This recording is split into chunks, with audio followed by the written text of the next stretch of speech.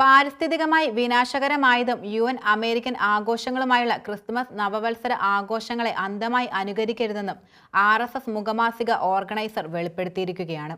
തത്വചിന്താപരവും ചരിത്രപരവുമായ വേരുകളിലേക്ക് ഇറങ്ങിച്ചെന്ന് ഈ ആഘോഷങ്ങൾ ഇന്ത്യൻ സംസ്കാരത്തിന് പാരിസ്ഥിതിക്കും സൃഷ്ടിക്കാവുന്ന പ്രത്യാഘാതങ്ങളെക്കുറിച്ച് ആഴത്തിൽ ചിന്തിക്കണമെന്ന് ജനുവരി 1 ഇറങ്ങിയ മുഖമാസികയിലെ മുഖപ്രസംഗം പറയുകയുണ്ടായി. ക്രിസ്തുമസ് പുതുവത്സര ആഘോഷങ്ങളുടെ വിനാശകരമായ രീതികൾ എന്ന തലക്കെട്ടിലാണ് മുഖപ്രസംഗം തയ്യാറാക്കിയത്. ക്രൈസ്തവ സഭകൾ വഴിയുണ്ടായ ആംഗ്ലോ സാക്സൺ മൂല്യങ്ങളുടെ അടിച്ചേൽപ്പിക്കലും അതിന്റെ മതപരിവർത്തന പ്രവണതകളുമാണ് ഈ ആഘോഷങ്ങൾക്ക് പിന്നിലെ മുഖ്യ ഘടകങ്ങളെന്നും പ്രഫുല്ല ഗെക്ടർ എഴുതിയ മുഖപ്രസംഗം അഭിപ്രായപ്പെടുകയുണ്ടായി.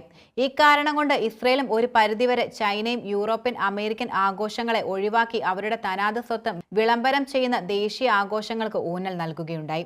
ഇന്ത്യയെ സംബന്ധിച്ചിടത്തോളം കാർഷിക വിള സീസൺ ഉൾപ്പെടെയുള്ളവ കണക്കിലെടുത്ത് പ്രാദേശിക അടിസ്ഥാനത്തിൽ വിപണീയതകളിൽ പുതുവർഷം കൊണ്ടാടുകയും ചെയ്യുന്നുണ്ട്.